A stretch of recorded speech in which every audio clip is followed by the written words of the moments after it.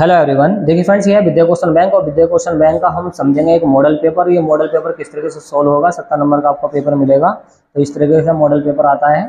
और देखिए, अगर बोर्ड एग्जाम में आपको 100 बाई 100 नंबर लेकर आने हैं तो ज़्यादा से ज़्यादा ये मॉडल पेपर सॉल्व करिए और 95% तो आपके पक्के हो जाएंगे। देखिए क्या क्या क्वेश्चन आपको तैयार करने हैं वो समझते हैं। इसमें शुरू में मिलेंगे आपको ऑब्जेक्टिव क्वेश्चन, और ऑब्जेक्टिव क्वेश्चन कैसे हल करने हैं वो देखिए। पहला क्वेश्चन इसमें बहुविकल्पीय के लिए प्रश्न दे रखा है, वो समझिए कि तारों के टिमटिमाने का कारण होता क्या है। किस वजह से तारे टिमटिमाते हैं, याद रखें वो होता क्या होता वायुमंडलीय अपवर्तन के कारण। इसका सी वाला करेक्ट है, तो वायुमंडलीय अपवर्तन के कारण ऐसा होता है। अगला है प्रतिरोधक का एसआई मात्रक क्या है। तो प्रतिरोध मतलब प्रतिरोधक का एसआई मात्रक होता है आपका होता है ओम। ओके, क्या होता है ओम, याद रखें ओम। प्रतिरोध का मात्रक होता है ओम। अगला है क्या है कि एक विद्युत चुम्बक का क्रोड बनाने के लिए सबसे अधिक उपयुक्त पदार्थ होता है। तो एक विद्युत चुम्बक का जो क्रोड बनता है वो होता है मुलायम। तो मुलायम लोहे से बनता है। ओके, याद रखें मुलायम लोहे से क्या बनता है, चुम्बक का क्रोड बनता है। इसका बी वाला करेक्ट हो जाएगा। चौथा क्वेश्चन आप पढ़ लेना। ओके, ये आपके P बराबर W से आ जाएगा। इससे आ जाएगा आपका फॉर्मूला। देखिए P बराबर होता है W/T। इसका यूज करके आ जाएगा शक्ति का फॉर्मूला। इसका सॉल्व कर लेना इसको। अगला है किसी गोले दर्पण तथा किसी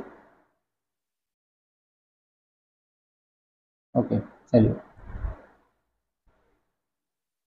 चौथा क्वेश्चन दे रखा है इसमें किसी विद्युत बल्ब का अनुमतांक 220 वोल्ट और कितना है 100 वाट है।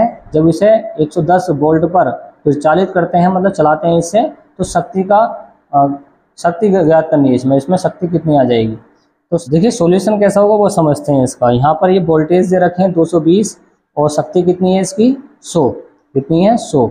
कितने से संचालित कर रहा है, ये कर रहा है आपका 100 कितने से 110 से 110 से। और कितने वाट हैं ये 100 वाट है। 220 से इसमें डिवाइड कर दें। अब आपका 0 से 0 कैंसिल हो जाएगा, 11 दूनी 22। 2 से इसको कट कर दें 50, तो आपका 50 वाट का इसमें लगेगा। 50 वाट लग जाएगा। इस तरीके से सॉल्यूशन हो जाएगा इसका। तो 50 वाट इसका सी वाला करेक्ट हो जाएगा। तो कितनी शक्ति उपयोग होगी इसमें 50 वाट की। अगला क्वेश्चन क्या है वो समझिए कि किसी गोले दर्पण तथा किसी पतले गोले लेंस की फोकस दूरियां 15 सेंटीमीटर है। देखिए अगर 15 सेंटीमीटर दे रखी है और दर्पण है, दर्पण में तो माइनस का होता है, तो मतलब अपतल दर्पण में माइनस का होता है। तो अपतल दर्पण तो पक्का होगा, मतलब सी वाला करेक्ट हो जाएगा। दर्पण है अवतल और लेंस होगा उत्तल। याद रखें उत्तल लेंस में माइनस की होती है। छठा क्वेश्चन क्या है कि अभिनेत्र लेंस की फोकस दूरी में परिवर्तन किया जाता है। तो याद रखें पक्षमाभी द्वारा करते हैं। सातवां है एक टेस्ला बराबर होता है। तो एक टेस्ला बराबर होता है 10 के बाद 4 गोस के, 10 के बाद 4 गोस के, और 4 गोस प्लस का आएगा। ओके, इसका डी वाला ऑप्शन करेक्ट होगा, प्लस का 4 करना पड़ेगा। अगला है शून्य पीएच वाला विलयन होता है। तो शून्य पीएच वाला जो विलयन होता है वो याद रखें वो होता है उदासीन। क्या होता है उदासीन। अगर देखिए 7 से कम है, 7 से कम है तो क्या होता है अम्ल होता है। 7 से अधिक क्षार होता है, तो ये उदासीन हो जाएगा। अगला क्वेश्चन क्या है जल की कठोरता को हटाने के लिए निम्न में से किसका उपयोग किया जाता है। तो जल की कठोरता आप दूर कर सकते हैं, क्या डालते हैं हम जल में, धावन सोडा डालते हैं। अरे धावन सोडा से तो धो लेंगे, अरे धावन सोडा से तो धोते हैं कपड़े वगैरह, तो धावन सोडा आ जाएगा। अगला क्वेश्चन क्या है कि इनमें से किस यौगिक में सिंगल बॉन्ड COOH एक क्रियात्मक समूह है। तो ये ओइक अम्ल का है। तो ओइक अम्ल चेक करना किसमें, ये है ब्यूटेनोइक अम्ल में। तो ये ब्यूटेनोइक अम्ल का क्रियात्मक समूह याद रखें। प्रोपेन का आणविक सूत्र C2H8 में इसमें क्या है, इसमें सहसंयोग आबंध कितने बनते हैं। तो याद रखें 7 बनते हैं। कितने बनते हैं 7। अगला है श्याम श्वेत फोटोग्राफी में प्रयुक्त होता है। तो याद रखें सिल्वर क्लोराइड होता है। अगला है मुद्रा मिश्र धातु है। तो मुद्रा के अंदर आपका जो यूज होता है वो कॉपर यूज होता है, और क्या होता है जिंक होता है, और टिन होता है। तो डी वाला उसका ऑप्शन करेक्ट हो जाएगा। अगला क्या है स्त्री में लिंग गुणसूत्र होता है। तो स्त्री में जो होता है आपका होता है XY। याद रखें XY होता है।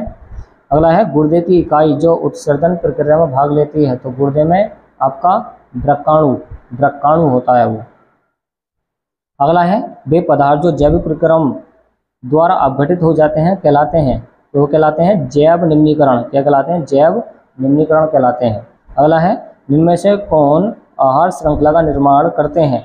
देखिए घास को बकरी खा जाती है, बकरी को मानव खा जाता है। तो ये आहार श्रृंखला का निर्माण हो जाएगा इस लाइन से। अगला क्वेश्चन क्या है कि मनुष्य के गुणसूत्रों की संख्या कितनी होती है, तो याद रखें काफ़ी बार मालूम किया गया 46 होती है। कितनी होती है? 46। निम्न में से 19वां क्वेश्चन है कि निम्न में से कौन मानव में मादा जनन तंत्र का भाग नहीं है, तो याद रखें कौन सा नहीं है? शुक्र वाहिका, क्योंकि ये मनुष्य के अंदर होता है, शुक्र वाहिका मनुष्य के अंदर होता है। अगला है पौधों में कायिक प्रवर्धन के लिए कौन सा भाग अधिक अनुकूल है, तो कायिक प्रवर्धन के लिए मतलब सबसे ज़्यादा जो तना उग के आता है वो आता है जड़ से, जिससे जड़ से, तो सबसे ज़्यादा कायिक प्रवर्धन जड़ में होता है। और ये देखिए ये लघु क्वेश्चन है कि अभिसारी किरणों के मार्ग में अवतल लेंस रखने पर किरणें लेंस से 20 सेंटीमीटर पीछे एक अक्ष पर फोकस हो जाती है, तो फोकस दूरी है। तो इस तरीके से ये न्यूमेरिकल सोल्व कर सकते हैं। और ये भी न्यूमेरिकल है एक, और ये भी न्यूमेरिकल है कि विद्युत विभवांतर की परिभाषा लिखनी है, मात्रक बताना है, और इस तरीके से मान के रखें और ये न्यूमेरिकल सोल्व करना। अगर ये न्यूमेरिकल आपसे नहीं आते हैं तो बता सकते हैं कमेंट बॉक्स में, इसको अलग से सोल्व करा देंगे।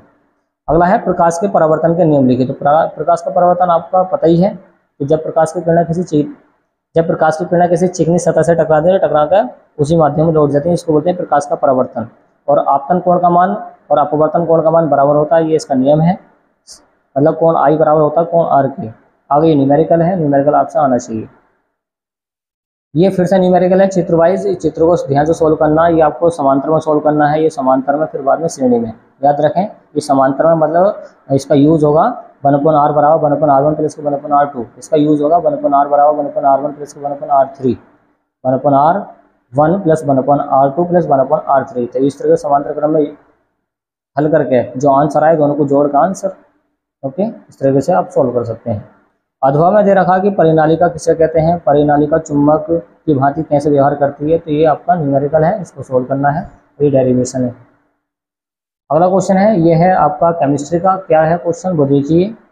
निम्नलिखित पर संक्षिप्त टिप्पणी लिखिए। तो द्वि विस्थापन अभिक्रिया कैसे कहते हैं, इस पर टिप्पणी लिखनी है। योगात्मक अभिक्रिया कैसे कहते हैं, इस पर टिप्पणी लिखनी है। तो ये आईपीसी नाम आपको समझने पड़ेंगे ध्यान से, ये आपको आसान तरीके से सोल्व करा दिया जाएगा इस चैनल पे।